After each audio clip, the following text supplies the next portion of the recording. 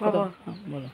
হ্যাঁ আমি হইলো দুই সাওয়াল মিয়া লিয়ে পাগল মানুষ লিয়ে লইছি ঘর ভেঙে গেছে হারবি পারতেছি নি বাবা ঘর দূর হারি পারতেছি না এখন খাওয়ার ব্যবস্থা বলো। খাওয়ার ব্যবস্থাটা আমার করিয়ে দেয়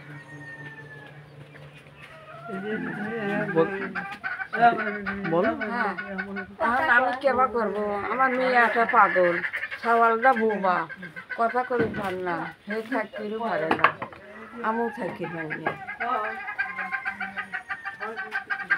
তো বলো, হ্যাঁ বলতে থাও। এখন কি ব্যবস্থা করবি বাবা করো